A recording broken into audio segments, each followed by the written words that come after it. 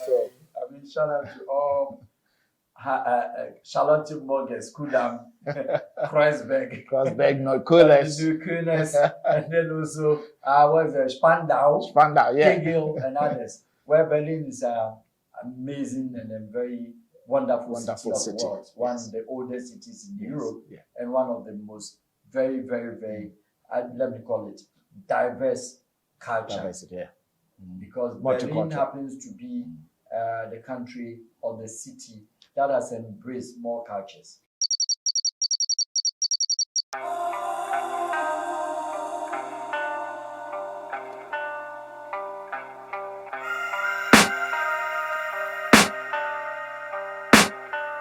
I can hear the demons call when they do what they do, and now I feel like taking off, find a place with a view. The pain is never gone.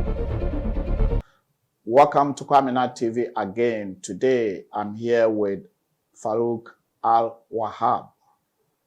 Farouk Al-WAHAB is an international diplomatic and investment consultant. At the same time, he's a representative and a diplomat advisor to some of the governments on the African continent. What he does is a lot. I cannot explain all. So the rest, he will do it. That's the little that I can say. So the rest, he will do it. And I'm very honored to have him on my platform. Thank you, sir. Thank you for, having time for me. We beginners. I'm a beginner of this media section. But the thing is, sometimes it's about whom you know. I'm not going to say much. Please, you will explain yourself and what you do. I have said a bit. I know you do more than what I said. Okay. Yes, good evening, and then also acknowledged your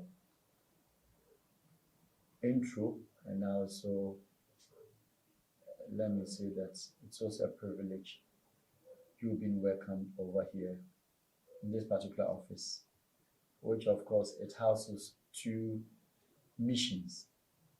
As you can see at the back here is the Special Envoy's Office, accredited by the West Papua government to the West Africa, meaning that West Papua, if one may ask, it is a country in the South Pacific region, or call it the Oceania region, which are some of the countries that are in that region.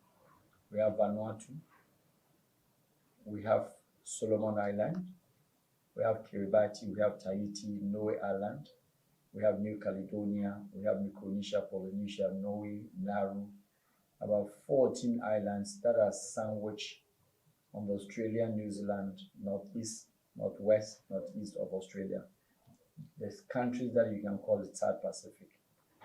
This is a country that this office represents them on the West African continent. At the same time, you look at your back, it is a Special Envoy's Office for the Republic of Vanuatu, an independent nation of the West of the South Pacific also. There is the office. Well, you asked what are the things that I do, the career itself. I'm a certified international diplomatic consultant and at the same time investment consultant. A lot of things goes into diplomacy, it goes into diplomatic consultancy. There is a Globe Capital Bank of Cyprus. I represent them on the West African and African continent since the last 5 years. And Globe Capital Bank of Cyprus, it is an investment bank, and I'm their rep. WCH, we call it We Care for Humanity. It's one of the biggest NGOs that operate on the UN platforms by Princess Maria More Torres. And then that is the only NGO that has put the world humanitarians and then honor them either the Swiss Assembly or Vienna or the New York UN Assembly in every year until the COVID came.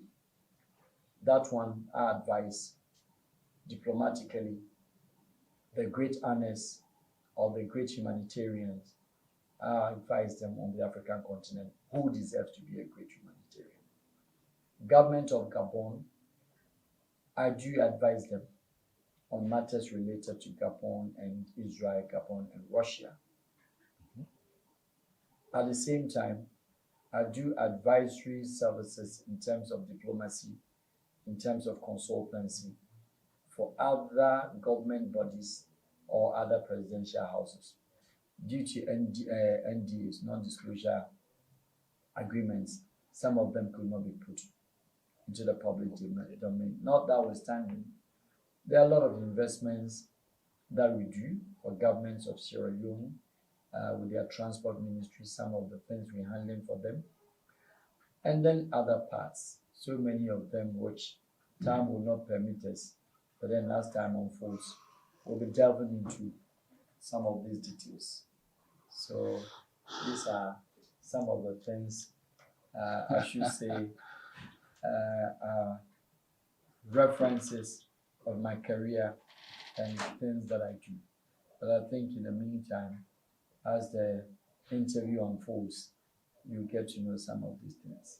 And at the same time, I would say that I'm a controversial world political analyst, and then also well in depth about security and then intelligence operations.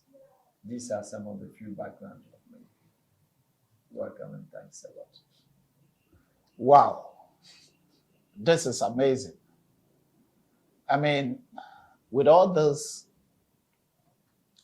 diplomatic background, before we go to the topic, I want to ask you, how many languages do you speak? Because all these countries that you've been mentioned, most of them have different languages. Yes. So how many languages do you speak? Well, I can mention to you maybe English. I can mention to you maybe French.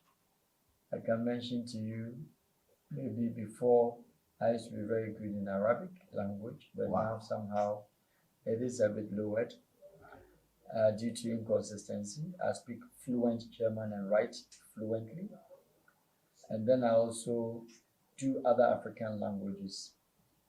I speak Douala language of Sierra Leone, Cameroon. I speak Creole of Cameroon. I speak Creole of Liberia, Sierra Leone, or different kind of Creole. And then maybe locally in Ghana, but then maybe some could be maybe a hailing passion of other languages. So I'm a fan of maybe languages. Languages. Yes. Because you speak a lot of languages. Well, even the English and the German. Well, I say English is our own language, but the German and French as well. Yes. Well, anyway, today, as I said, I'm very honored to have you on my platform. But today, the topic that is bothering some of the diasporans, first, the Ghanaian diasporans, and second, the African descendants, which, I mean, those who want to move back home or those who were taken here 500 years ago, most of them want to move back home. I do speak to a lot of people on my platform. And when they come, they start having challenges. How to register companies, how to get their citizenship, and how even to renew their permits, and so many things. And for me, as I got you on my platform, I'm just going to ask you one question and you will deal with it for me. At least to educate those who want to come and those who are also in, what they should do, or if they are coming, what you should expect in Africa and Ghana in whole. Basically, we're talking about Ghana, but if you are a consultant or advisor of other African countries or other African governments in the continent, then we'll say the whole Africa, but Ghana specifically. So I leave it to you. Well, let's do it this way. Issue of diaspora, it's a very wide range. Yeah. First and foremost, one must understand who is a diaspora. Yes, we have diasporans of African descent. And then we have diasporan of also European descent. Yeah. And then we have diasporan of Asian descent. That's true. So largely, there's no country or continent without diaspora. Yeah. But in perspective of the very common one, we're talking about the African diaspora. The African diasporans could also be termed as those Africans, as it were named, either African Americans or Caribbean Americans, or largely Africans who have, for one reason or the other, several years moved out from their respective countries, giving birth to some extent in another country or different countries, and their kids not even having been to Africa before or otherwise. So the subject matter of diaspora was actually an issue that in some years ago, we're talking about in the mid-2000s, when the African Union met in Addis Ababa, some of the declarations that were made and the presentations were made by the African Diaspora Forum, which of course is in Ghana here, was that the Africa has 5 regions. You have the North Africa, with the association called the AMU, African Maghreb Union. We have the East African Community, the EAC, and then we have the Central African Community of States, and then we have the West African, that you can call it ECOWAS. The one in Central Africa, we call it ECAS. You come to the South African Community, we call it the SADC. So Africa being divided in 5 regions, there was a conscious effort that was put in to take cognizance, consideration of what about those who do not fall into any of these regions. Nonetheless, nevertheless, they are also African descent from different countries that they don't even know, or different race that they cannot even reconnect their roots. So there was a need for a seed region which had been created. So Africa is no more 5 regions, but we have the seed region. The seed region is where we have the diasporans of the African descent all into that region, call it more or less a country. Okay. Let me repeat. Africa has 5 regions, but Africa has now 6 regions. The seed region is the one that takes care of the diasporans. The Black American community, the African American are there. The Caribbean American are there. The European African descent, for instance, or the Ghanaian, the Nigerian, the African community, or the African race, up down to the ocean of the South Pacific, where largely they are all also African descent. Vanuatu is an African descent. Okay. Solomon Island is an African descent. Kiribati, Tahiti, New Caledonia, the French, the African descent. Solomon Island is an African descent. Nauru Island is an African descent. Niue is African descent. Tonga Island is an African descent. You're looking at the Fiji, the African descent. Papua New Guinea, the African descent. I was about to say it. Yeah. Entire Micronesia, Polynesia, all of them African descent. The only African descent in this part of the world at the moment that has not gained even independent, having the freedom and then what is called self-determination, is the West Papua, which is still under the colonization of Indonesia to some extent, but then of course due to their numbers, because West Papua is bigger more or less than all the South Pacific islands. In terms of population, they are more than all the South Pacific islands. Vanuatu is 300,000. Nauru is only 12,000 populated country. If you compare to the Caribbean islands and their countries, their numbers, that is the biggest island, one would say, where African descent occupied. And yet, central government of Indonesia have not recognized it as a country. However, the European community and other countries, including the declaration made by the African, that they are recognized or they recognize them as a country. As we speak, a prime minister of the country who is domiciled in the United Kingdom and who is being hosted by United Kingdom, supported by European Union in the name of Benuenda. I personally am his international, both on the Caribbean, both on Africa, you can call it the APC, the African Pacific and the African Caribbean ACP, I still advise him. And you had the opportunity to speak to him, the Prime Minister, just a couple of hours ago before. That is true, yeah. So all this put together comes into the family of diaspora. Now your question in perspective, because we're speaking about Ghana, because you are Ghanaian, I'm a Ghanaian, but then we will not limit the conversation only to Ghana. That is true. We limit the conversation, we open up to cover all diasporans, most especially our brothers and sisters in the Caribbean, in the Pacific, and then also in North America. Now, diasporan issue in perspective. Diasporan issue and discussions.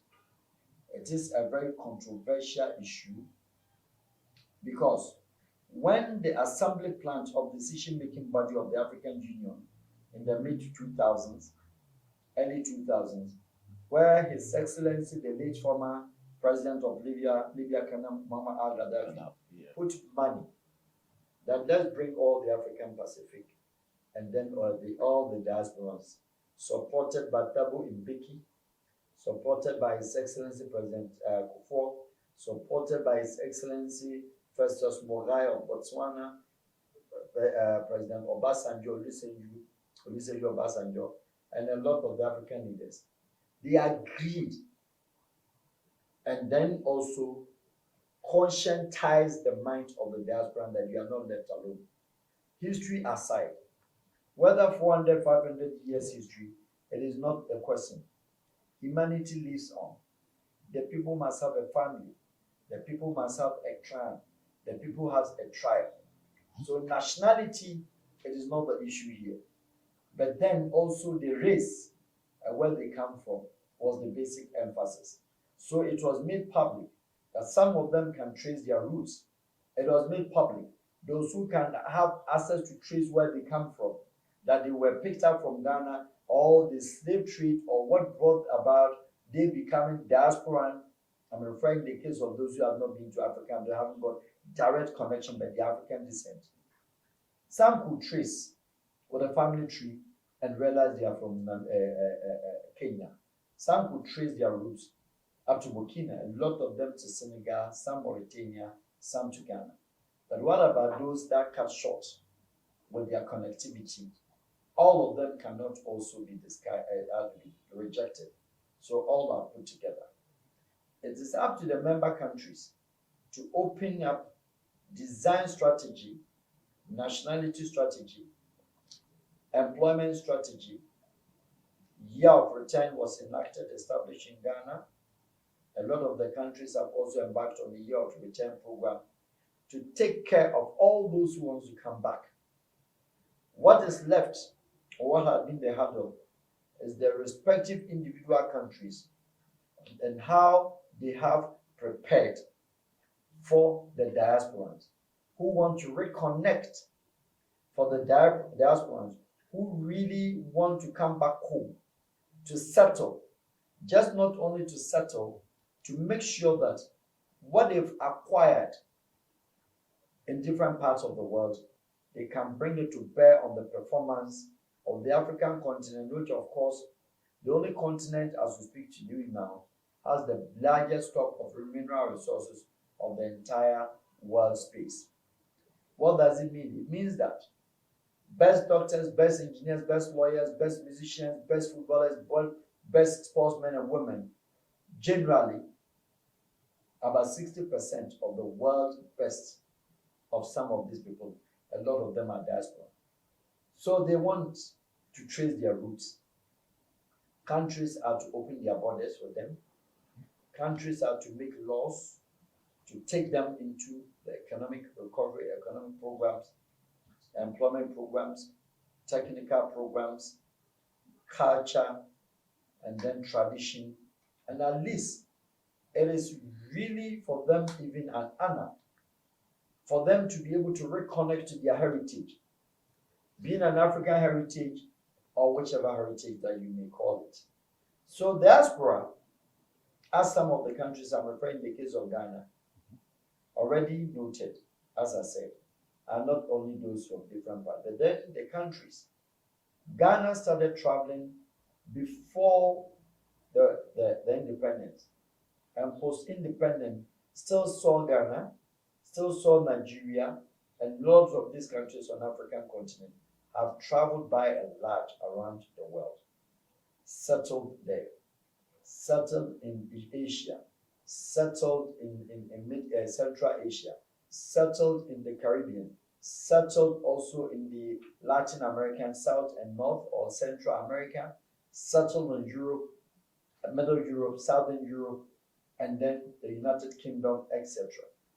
So when you have all this team, one would ask, are they going to stay in those countries? Some of them still to today have not been adjusted with the code, even though they were born in and out there. They were born out there.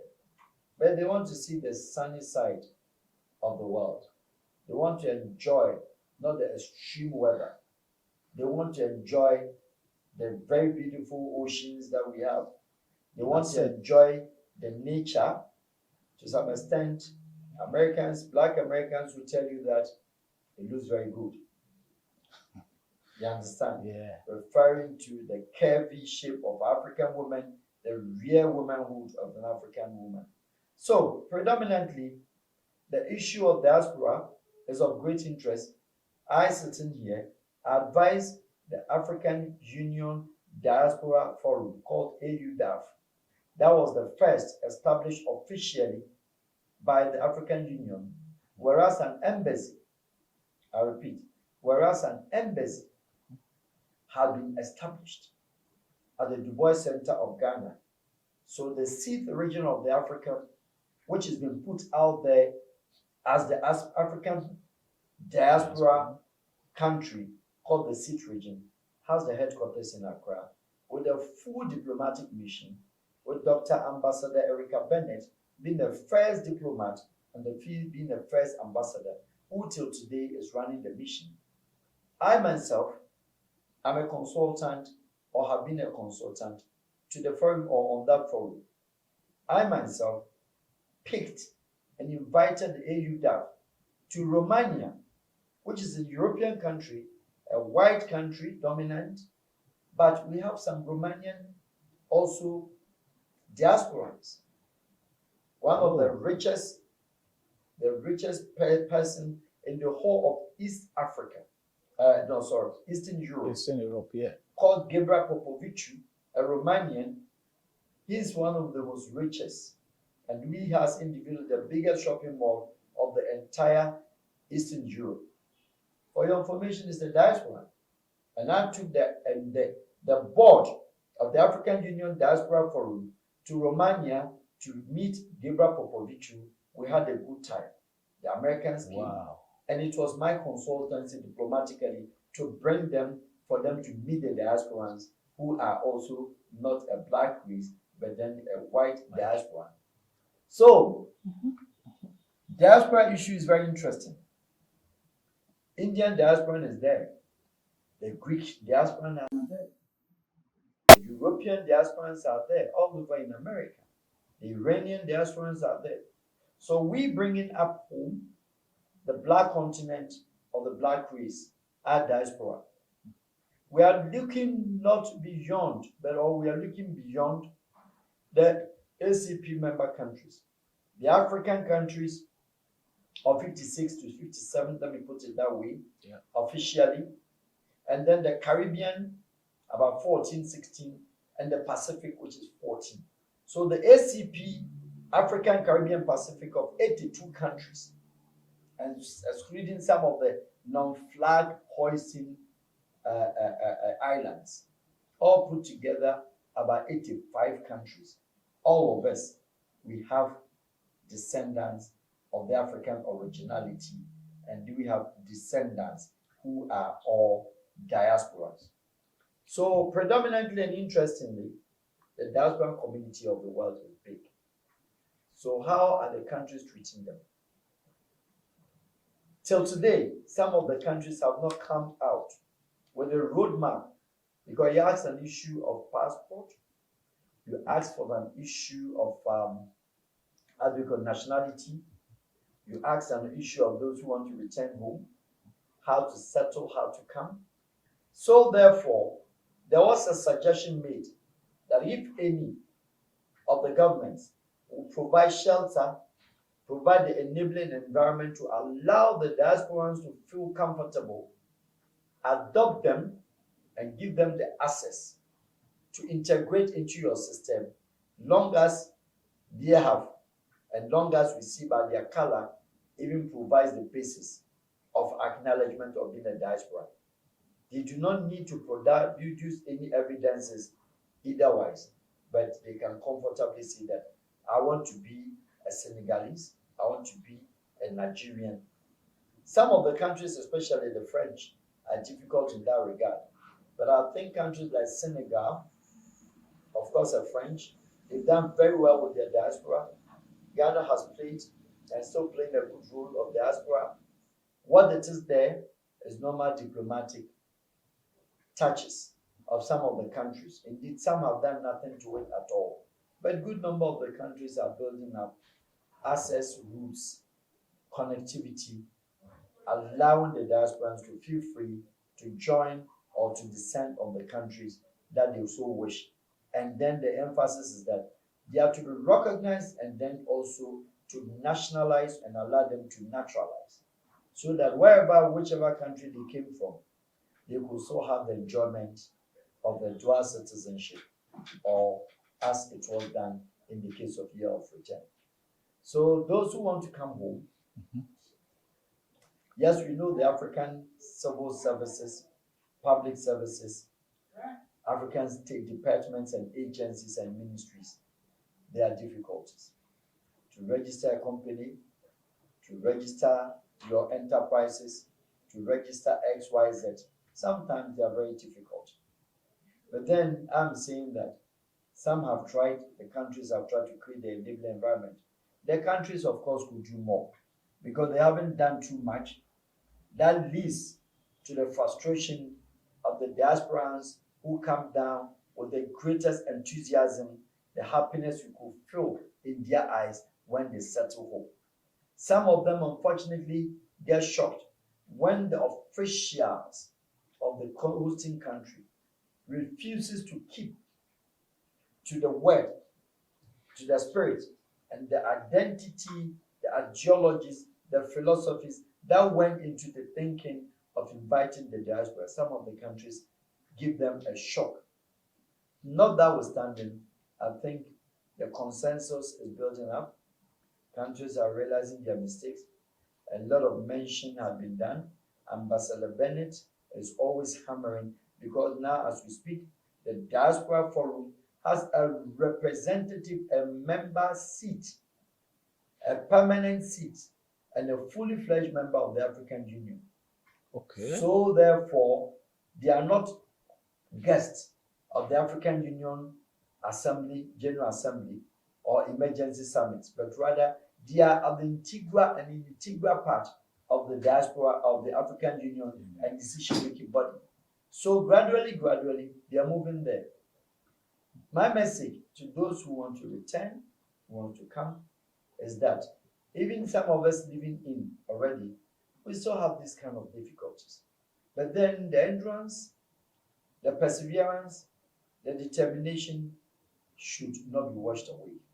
Understandably, if you were born in the United States or born in Denmark or born in Sweden as a diasporan, you would expect, or you are only used to how things are done in those advanced world.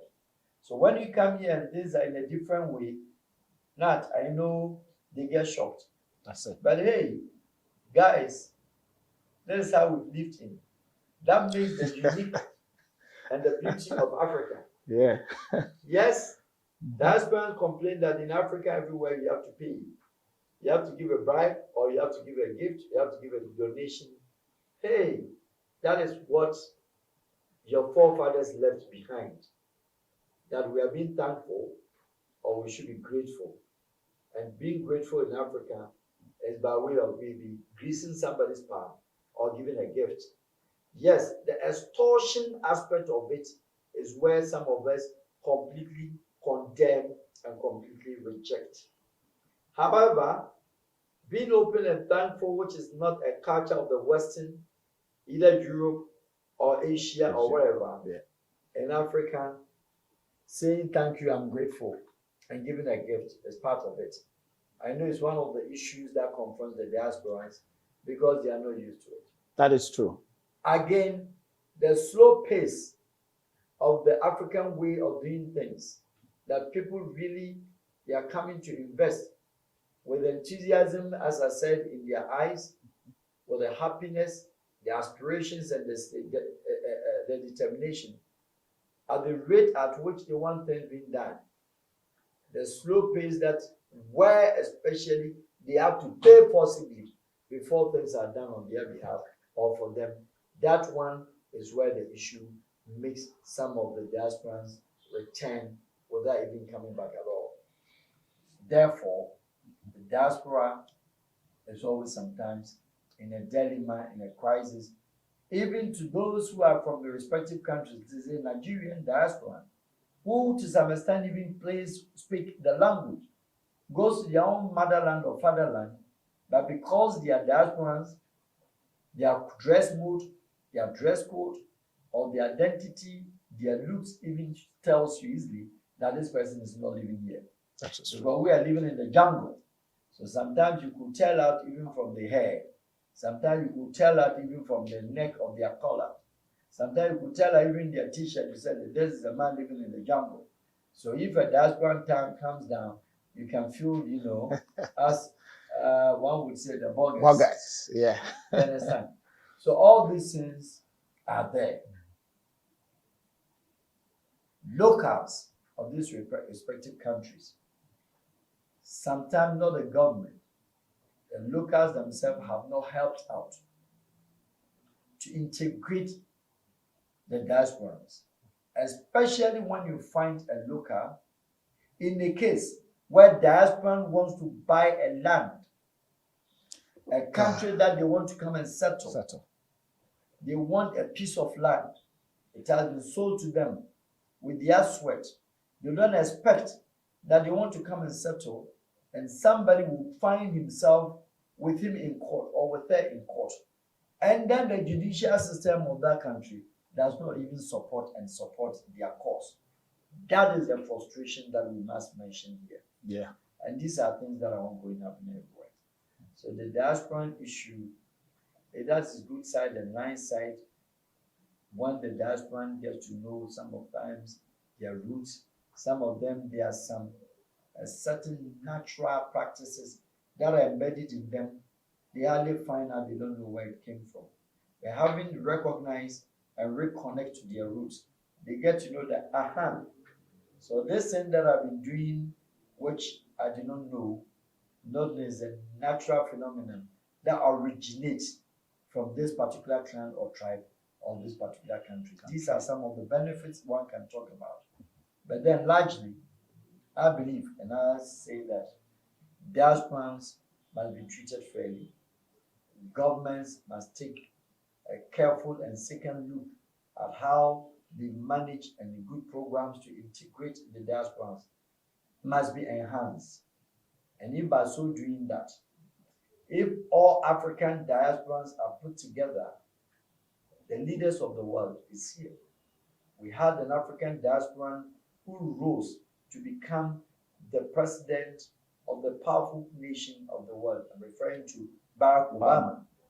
How many of them out there, top class American politicians, top class of Caribbean athletics, top class of Asian, African, or Pacific, Caribbeans, etc., diasporas?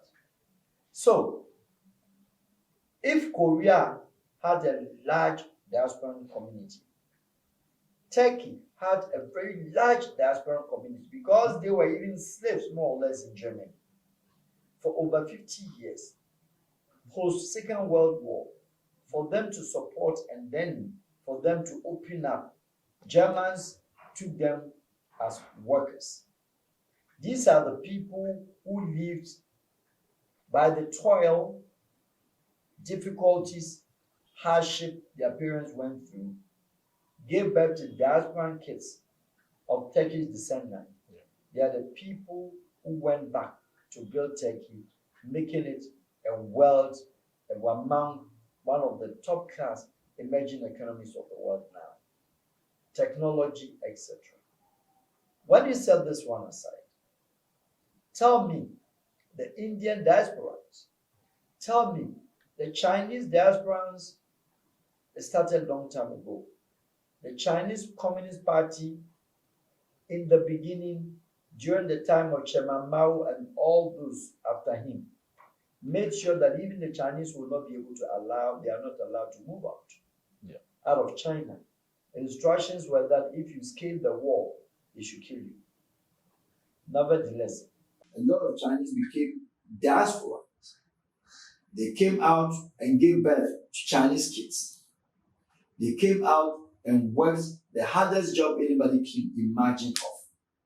All this, they took their children to school, they took their brothers and kids to school, and then they integrated with the system of their host countries.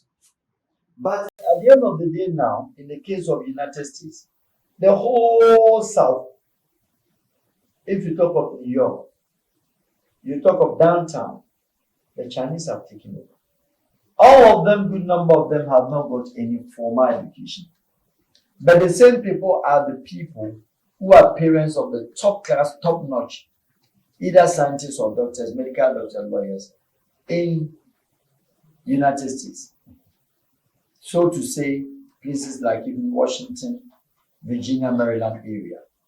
All the good and top class lawyers and judges, top class lawyers, top class immigration officers, most of them are from that descent of Asia. Why? Because the system protected them, the American system encouraged diaspora, and regardless of one would say that, well, there's how do we call it, racism. Racism exists in Africa more than any other place. That's so true. That one, you don't even talk about it to begin with. Nevertheless, they have benefited from the diaspora. Korea built through their diaspora. Japan built through their diaspora society because Japans were enslaved and then also went into Australia to do hard labor job before they became what they are today. Before becoming what they are today, certain technology was learned and they added their spirited, devoted kind of energies, and Japan got to their feet. The story wasn't different from Korea. Brazilian diasporans went to build Brazil, making it in 2002, 2003 as one of the fast-paced, fast-moving emerging economy of the world under the ruler.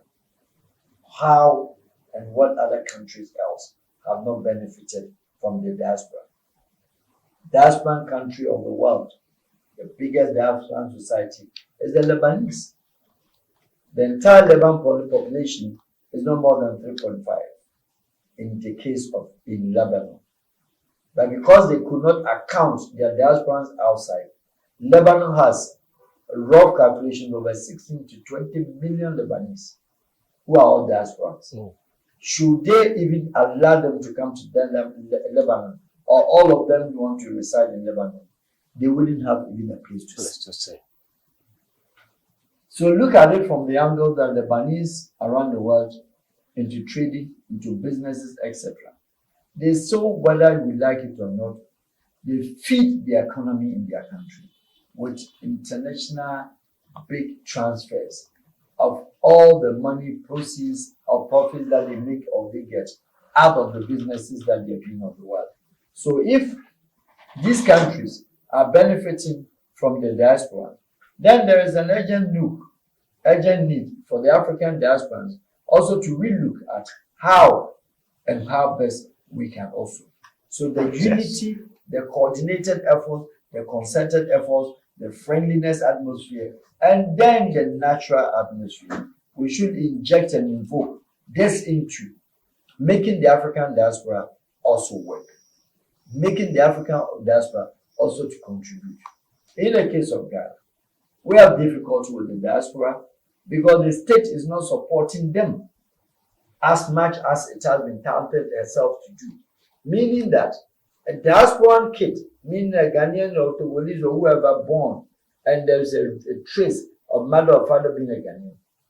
These kids come here to compete a job at the department, either the agency or the ministerial or otherwise.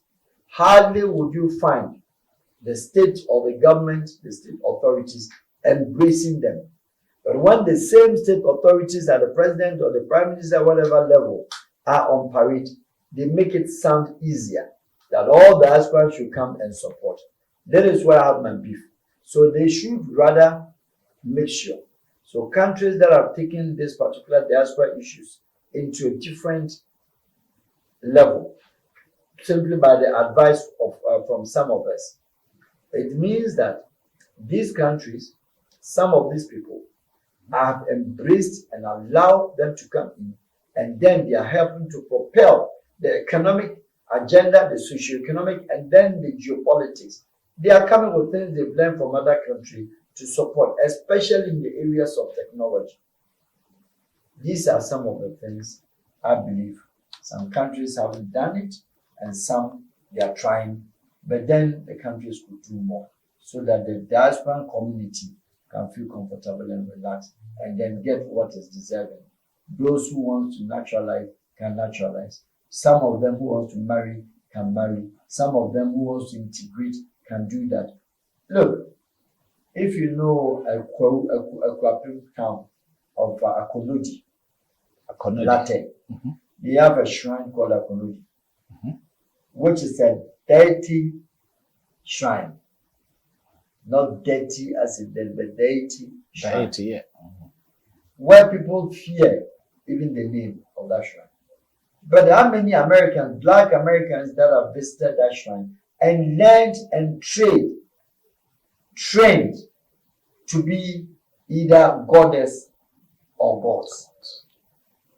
To the extent that if you go to the Alabama area, Charleston, South Carolina area, Midwest or mid-central of the United States, good number of them, they are having voodoo because they would like to have that kind of pride that I went to learn my Buddhism in Africa. And some are doing, as we speak, even consultations with the spiritual consultations of Buddhism is being practiced out there on the continent, on the land, United States. And good number of them all came to Africa and learned them in different parts of the world.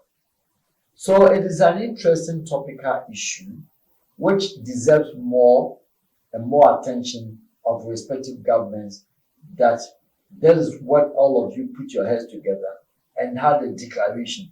So let us find a way to work with it and let it work. If they had actually accelerated the principles behind that decision to integrate the diasporans of the entire world, the entire space of the world, that all diasporans, either white, blue, green, whatever, come together and have your diaspora as a seat region on the African continent, it wouldn't have been, or it wouldn't be bad. So, Mr. Nat, I think diasporans, they deserve better. And I think there are a lot that we can also, on the local point of view, also learn from diaspora. For the look of things and the way you have explained it, it's like diasporans, without them, it will be difficult for Africa even to unite properly. Because, or to develop. Because I learned that we have a Ghanaian who invent bulletry. One Mensah, is a Thomas Mensah or something like this. And if you look into some of the histories, you see that most of the things that invented in America during those days were blacks. So if we have all those people over there and they wish to come back home, why wouldn't we embrace them? It's the same thing which I believe in my intro or in the course I've explained. Yeah. That diasporans of respective and various countries have really contributed not only towards the GDP, but then they've also contributed to the geopolitics, economy, etc. It is not that without them Africa cannot develop, but rather with them Africa can do more. You get it? Yeah, I got it. It is not that without them we cannot. With them, Africa can do more. We can do better. Can do better. Because they are coming from a different country with varying professional background, varying thinking.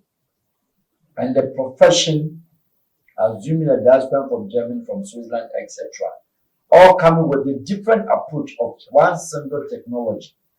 So when put together, it makes them a fearful kind of a team or a squad that can withstand the test of any, if you call it technology.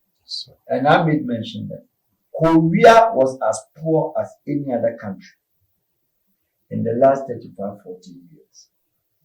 Very poor. Turkey, very poor. And other parts of Europe, including even the United Kingdom. But when they embraced their diasporans, a lot were done and still being done. So what is happening to it in the case of Germany? All Turkish, or you can call them the Turks, they are encouraging their children to speed up their education and move to Istanbul, and move to Gaziantep, and move to Antalya, where the government had solidly put money on the table that any diasporan of Turkish origin justify, put yourself together. If you're 2 or 3 or 4, put yourself together, contact and connect the SM Bank of Turkey and tell them your needs. Do your presentation, and then the money will be on the table for you to do business before you start paying after 5 years. So why won't and how won't the country develop? The basis of how the country develops. Okay. The next one is, for example, I'm talking about Ghana, African descendants that come in here. Not even we that travel over there and coming back, but the African descendants are coming here. 2019 was a year of return. Yes. Aside what Kufuor did and Mahama did, former President Kufuor did and former JM did. President Nana Akufo-Addo launched it officially all over. And a lot of people came. Some were straight away able to granted a citizenship. But some were even here before, years. The information that I'm having, like people that I talk to, their problem they're facing is even how to renew their visa. I was having one of the guys that is a friend of mine that we talk. and he's always having problem of going to the immigration office to renew their visa. How difficult it is. So if the government of Ghana invited them or launched a year of return, why is it that they're having it difficult? In terms of diasporans in, the Jews that are going back, I think before you even get to Israel, your passport is ready. So why can't Ghana or Africa? You see, we live on a continent where politics comes first ahead of everything. Okay. So this one, it has to do with political decision. It has to do with the government in question. It has to do with the understanding of the foreign policy. It has to do with the foreign ministry. It has to do with the missions. And it has to do with the state or state constitution. Because certain or some clauses were not factored. Diasporans were not factored in joining some of the African constitutions. And Africa, as you are aware, every little thing, including crazy stuff, they refer to the constitution. So generally they stand and then collect rounds of applause. Yes, this is the year of return, this is the country, blah, blah, blah.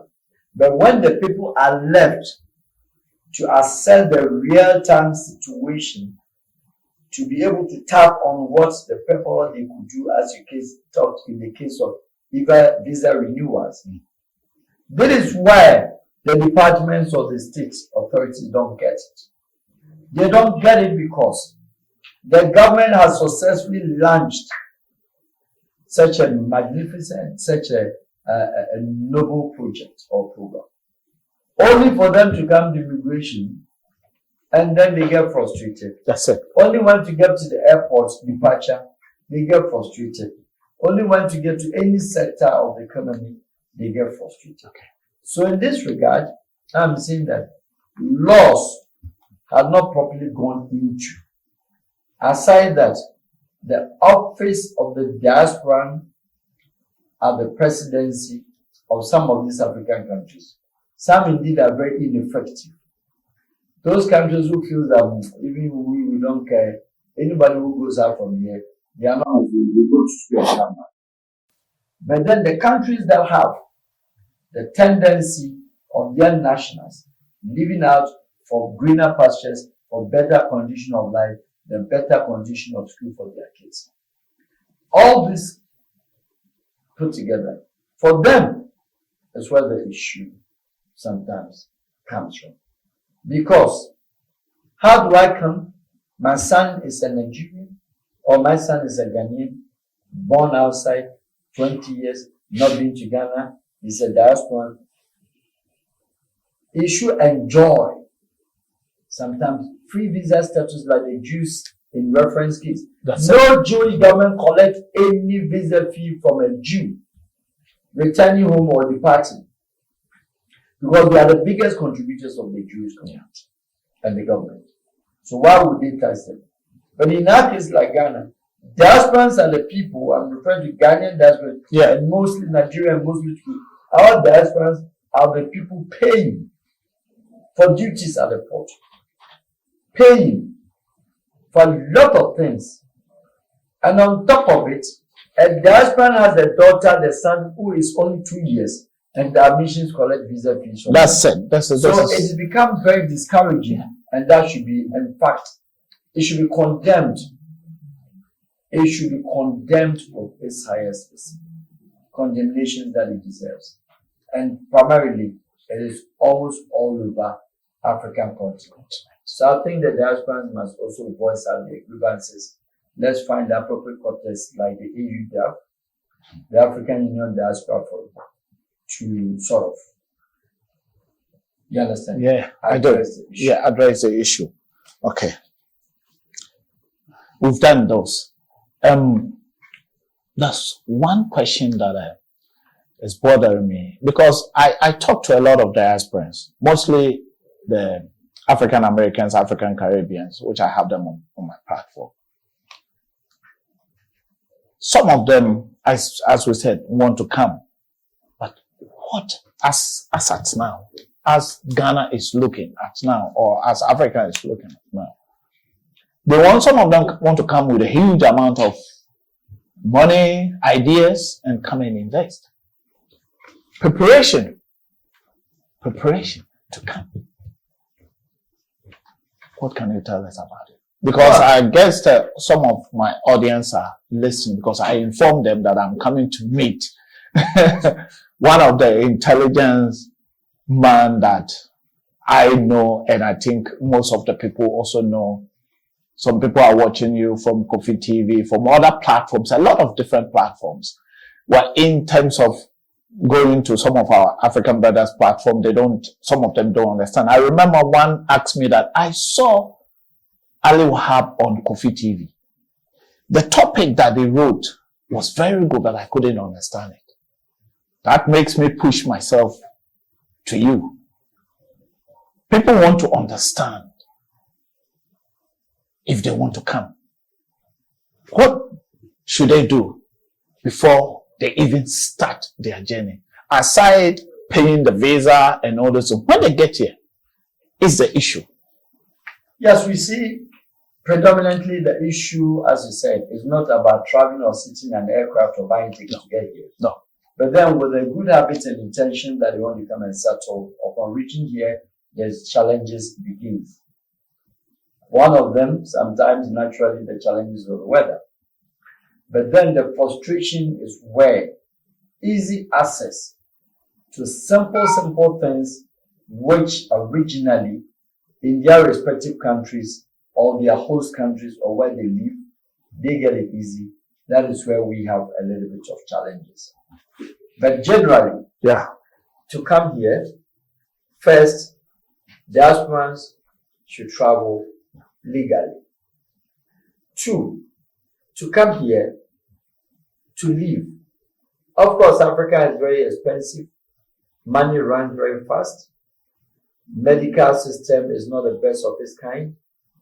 Transportation system not the best of its kind. Other easy access to goods and services, and then also utilities are not the best of its kind. Lights off in the case of Ghana to some extent. So as long as you decide to come, bear in mind that the country or the continent where you've lived, you might not have that access as it used to be. So that would be, I would recommend conditioning and toughening your mind. 2, people coming here should also beforehand make sure that they've researched on the country what their chances and choices are. What can they do? First and foremost, assess your professional background. I can tell you, good number of Nigerian diaspora, they have opened operating the most expensive hospitals in Abuja, Lagos, and other parts of Nigeria. In Ghana, we have good diasporans, good number of them, that are having a very big, lucrative, and expensive business. They are enjoying. But largely, not everybody can live that flamboyancy or has that access. Yeah. But nevertheless, they want to come. And I'm saying that the preparation is the right person, the right information, because some of the diasporans, the moment they touch down, you see that, today they are Labadi Beach. Yeah. They start with our ladies, they move here, they move. In the case of the men, before I realize, the ladies, unfortunately, some of them are even thieves. They steal them. Some of them without consulting or liaising or soliciting for maybe a good advice. Anybody tells them story, so that when they give them money, go and pay for land. It is not like that. There are some diasporans who have been here and they were sacked over $10 million over acquisition of gold. Good number of the diaspora have been cheated, they've been abused financially, they've been sacked, they've been extorted. Because they sometimes don't get the understanding that some of these things you will not do. So let me use your model, your medium, also to advise them that don't let every story sounds very positive in your ears. It's the same thing when I'm in the United States, the same thing when I'm in Europe. I do not guarantee that anything that European tells me is a fact. Europeans lie more than hell. Yes. Americans lie more than hell. But we are talking about largely, one thing that there's a certain level of what? Discipline. It is not like that over here. So that is also something they must be on the lookout. Again, in terms of residence, where to live, what business, the business has to do with your professional background and what you understand. But then if you want to also have a joint venture in business with anybody in Africa, some of the people you ought to be very careful, because they also don't think like you may think that, oh, he's a diaspora. He came from abroad. He doesn't know anything. So I take every advantage and do whatever I do to you. Yes, it is a sin. Yes, it is a difficulty. But then I encourage that regardless of the situation, you should not maybe turn them off. But then they should find a better way, a better balance, a good balance. Please, and once again, in reference to your case, the African Union Diaspora Forum is there. You can consult and contact them for information regarding the country and what you want to come and do. Other parts of platforms, not only the AU that are established in Ghana, but most of the countries have also a link. Yeah. Or they have an organizations, or they have individual groupings where a diaspora can go and then also voice out their grievances and then see what kind of assistance support that they can get. Maybe you may take that one as one of your projects and then have an office, either NGO or services provision. If even for a fee, I believe I'm thinking or considering maybe having a diaspora advisory or advocates office where they can come, request, ask, demand, and solicit for assistance in the capacity of anything, either legal, either whatever, company registration, etc., or otherwise anything that involves the well-being or anything that will connect to make their stay very comfortable. Yeah. We need to guide them. We need to guide them. Yes. We need to guide them. That is the word. I was even about to come in. I was about to ask you about the registration of company, because I have a couple of them that they always say some of them say they have to pay huge sum of money before they can. Let me address the issue. That Ghana government, in my case, has not been fair with the diaspora. Okay. In another development, you want the diaspora to come to Ghana and establish. That's it. You want the diaspora to contribute their own quota by bringing job, technology, and then create employment. Now the diaspora, they are here. Then you have what is called Ghana Investment Promotion Council. Yeah. And the GIPC was put out there that foreigners, non-Ghanaians, they did not talk about diasporans. They did not talk about non-diasporans. Foreign nationals who wants to come and open up a company as a foreign multinational company must go to GIPC, deposit $1 million for a period of XYZ before they do that. To me, I find it a lazy way and a needless exercise, which the government uses that method rather to discourage the people than encouraging the people.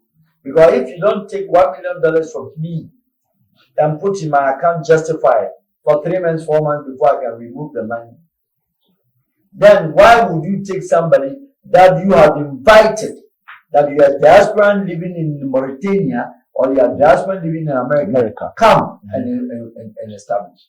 Look at the homecoming, the return, year of return. That's it. We had multi-billionaires from the United States of America who were all part, who had really come with the sole aim to take advantage and to make sure they will naturalize, they will make sure they will be able to have offshore business registration because they're moving. A good number of them till today are even struggling. They either frustrate you with a tin number, they frustrate you with a lot of things that you even don't know because they don't do that. Registration of SIM card.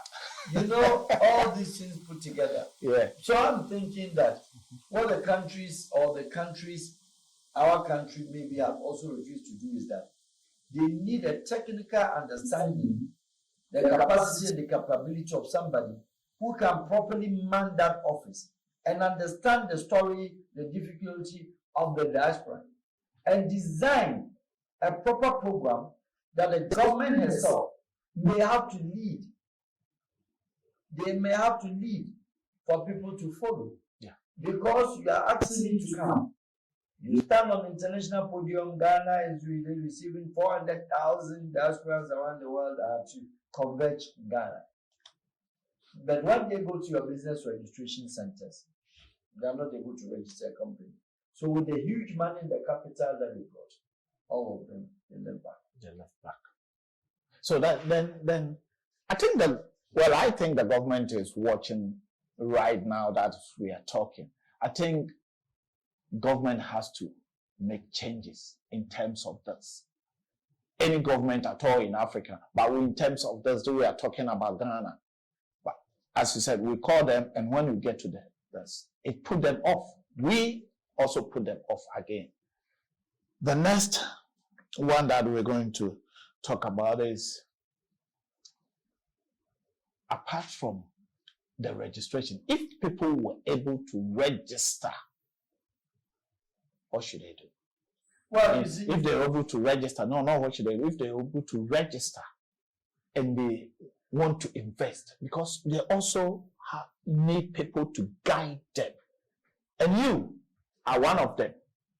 Well, like I said, how will they reach you? Say, information dissemination or information to the diaspora it falls short. The government falls short of information because they have not opened a certified office, easy accessible office. They have an office, but easy accessible office for even the diaspora to come there for information. What does it mean? What it means is that the African or the Ghanaian has the office of the diaspora at the embassy, at the presidency. And then it has been inducted or it has been taken as Presidential Special Initiative, PSI.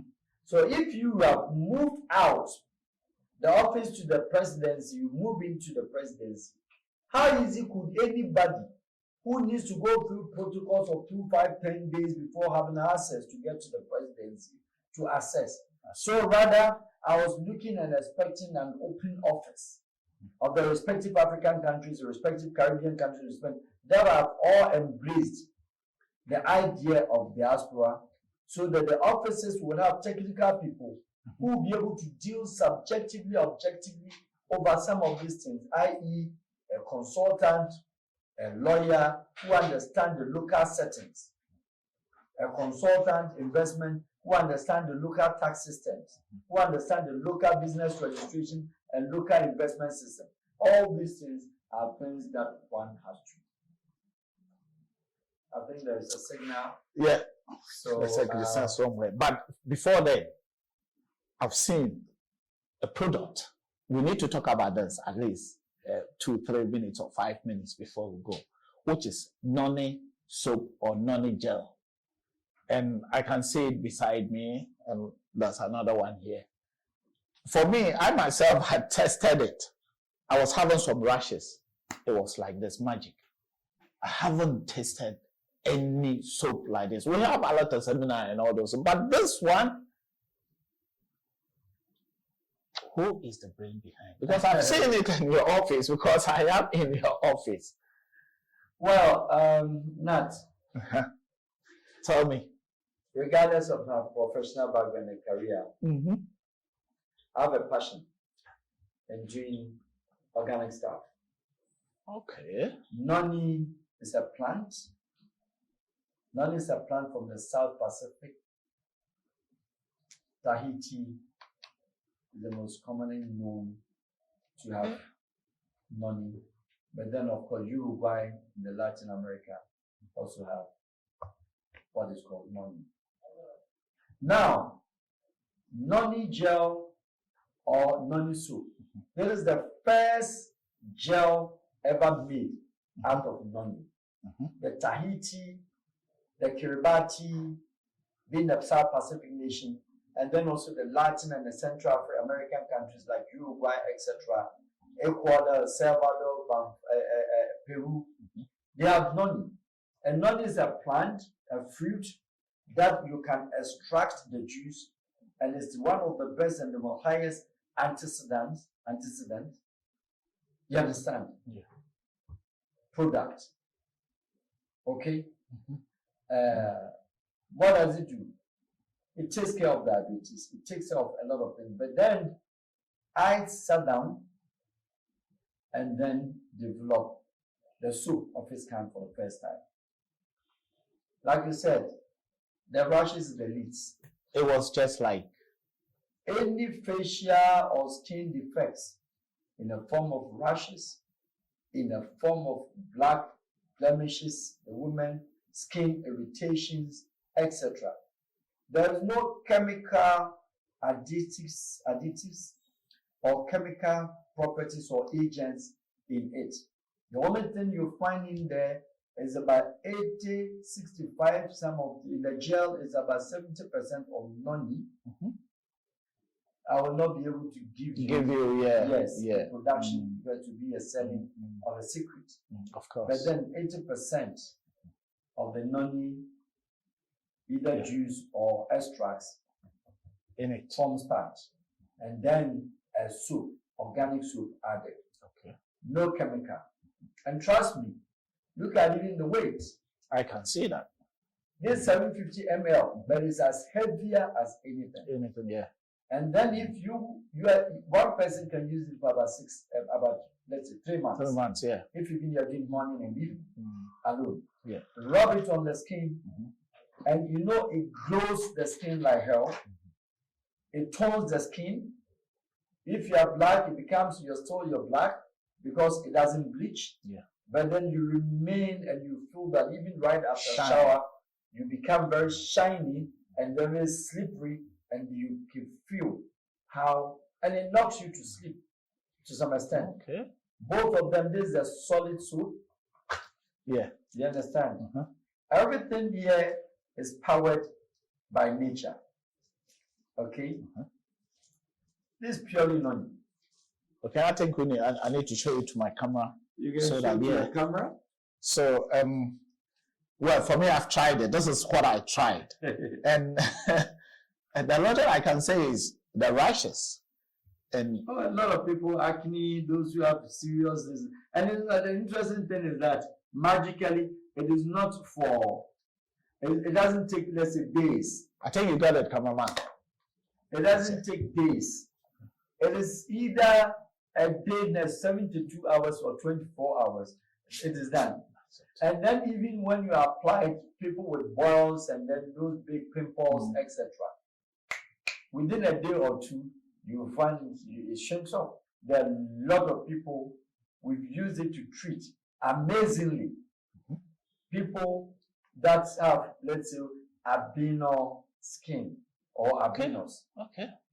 It turned them more or less into, more or less, call it a natural white. Without the spots, and then the skin irritations, and then the reddish faces, etc. It clears it off. So one asks, some of them, you know, I have a staff here. Yeah. We brought that staff purposely because we use it on her. But because she feels very shy, she doesn't want to be on camera. But whoever knows her in her area, they wonder and they think that, was she the one? Is she the one? What's happening to her skin? So purposely, she decided to come and work with us. Wow. Those with black spots, whether Asian skin or Chinese skin, European skin, etc., any skin type, it doesn't irritate, it doesn't give anything. So basically, it is also, I've called it a soup diasporans without to use, because this is what I'm trying to. There's no chemical. If you read, things that are here, antioxidant. It takes care of skin care.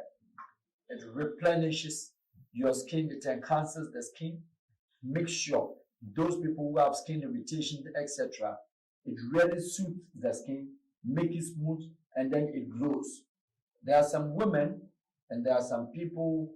A girl lived in my nest, living in my nest house. She's as dark as anything.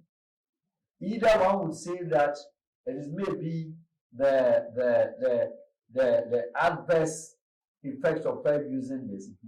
As dark as she is, and we know, and then she knows, and everybody knows that we don't have any chemical in nothing. It comes no, because any chemical you put in noni, it will knock it off.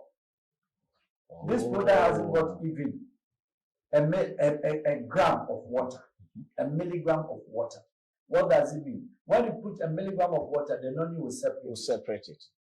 So we don't make an attempt. That lady used it for a week to two. A week, I think, within 2 weeks. The whole skin started. She started, nobody knows, becoming fair and fairer. So her work, yes, of course, very dark girl.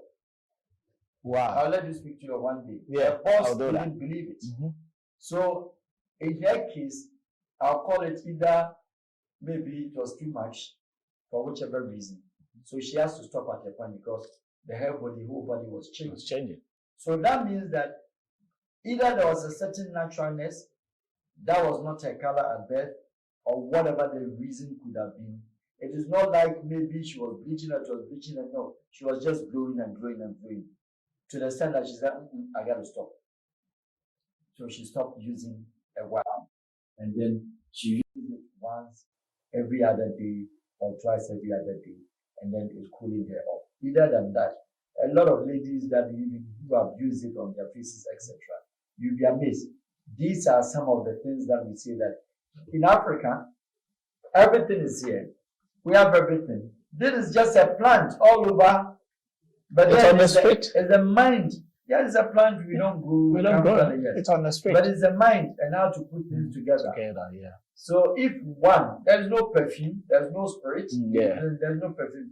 The real naturalness, the real the scent. I can hear the smell. Yeah. Bath it and see. It is like coffee. Yeah. And the efficiency, the effectiveness. I'm not promoting it because I'm not. You know me. I'm calm. Well, I'm promoting it because I have to promote it because I have tried. And the thing is, I promote African businesses home and abroad, and this is one of the things that I'm proud of. That this thing is coming from Africa, and especially from Ghana, and third from someone that I know. Because a lady in Frankfurt, I think I'm telling Kanishi market, yeah. Also, a lady in Hamburg came for some of it, and then within a short time, the demand for it's unimaginable. And then come on the 28th, we took samples of this and the ingredients. We took it to South Africa. We are launching the biggest and the first ever fleet of noni products on the 28th, which I'm built to speak on that. In South Africa? In South Africa. On 28th coming? This 28th next week. Oh.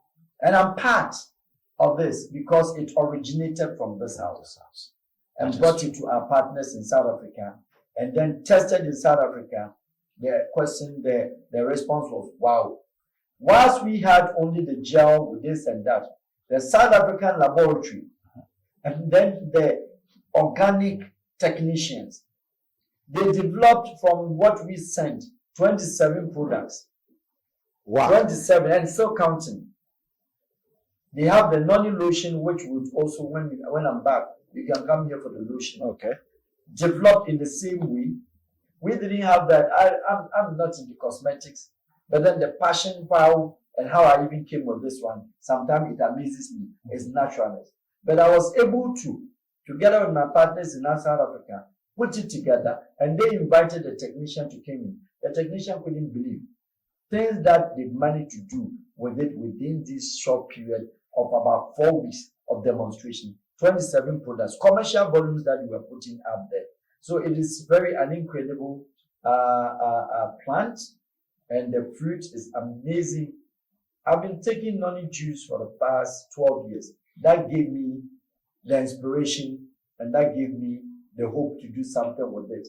And then imagine. Whoever takes the Mr. Ferjan, let me quote him, would say that for him, when COVID came, because he's been drinking noni juice, and he's the first person to bring noni plant to the west of Africa, and he brought it from Uruguay, and he has the biggest noni farm, flagged, arguably the biggest noni farm on the West African belt. In Ghana here? Yes, with over 30,000 metric tons of juice, of noni juice.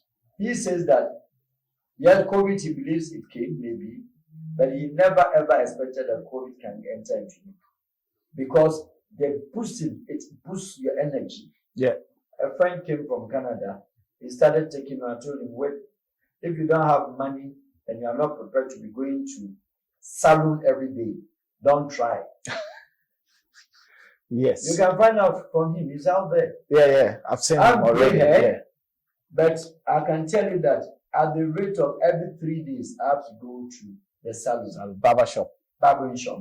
The money, it boosts you, it energizes you, and there are other stuff that it does. Because of our time. Yes. I'm going to stop here. But this money, we're not done talking about it. We'll talk about it a lot. And I want you to say shout out to your friends. You know, your Berlin, they are watching you.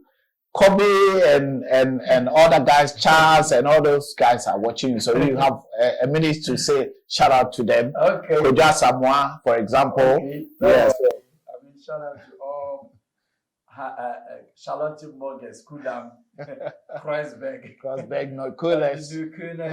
And then also, Spandau, yeah. Tegel, and others. Where Berlin is amazing and a very wonderful city of the world. One of the oldest cities in Europe, and one of the most very, very, very, let me call it, diverse culture. Diversity, yeah.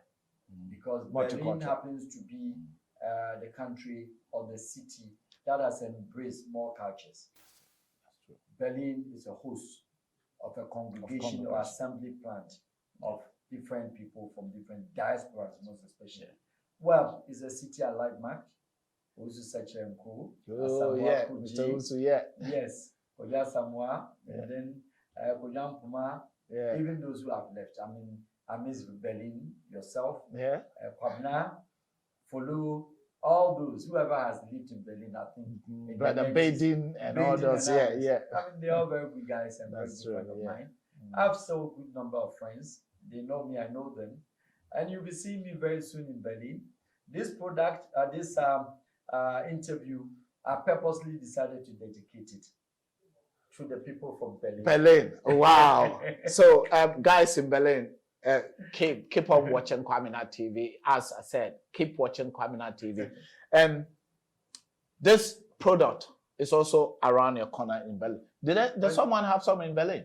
Well, some of the African shops. You will be the first. Okay, then I'm going to bring it. To be the agent. I'm going to bring it there. They have it in Frankfurt, and then a lot of people ordered will bill it to them to UK, US, the bill everywhere. We started exporting, so I expect you also to be the first agent in Berlin since you've always since I'm here, and you've witnessed how what goes into it. Oh, that's true. We don't have one single chemical, not a bottle of any size of any shape.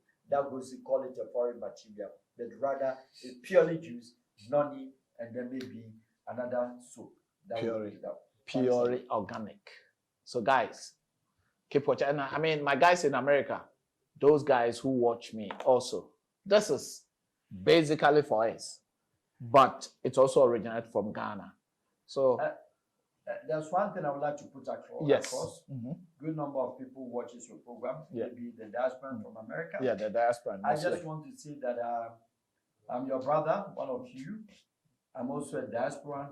I've made greater, largely my life also outside. I've traveled all the 6 continents of the world. I'm so consulting for a lot of governments of the world. I understand very deeply the story and the troubles and the history of the diasporas. And then I've also dedicated myself, unless otherwise you want, but then normally free consultations, group of people, individuals put themselves together, invite me on Zoom. I give lecture, not for money, for free. So any form, any shape, any size of free information that you want to have on any part of the world, on any part of the African continent, in any country, the African 56 countries have had the opportunity to travel or worked or moved or visited or taught about 54 of the African countries. Wow. So I fairly understand the African countries, the culture, the diversity, the tribe, the food, and then the tourist sites. So if any of you listening, watching Kwaminat TV, and you want access to information, or you want to be fed or to be informed about countries where you so-called want to call it your diaspora nation, kindly don't hesitate.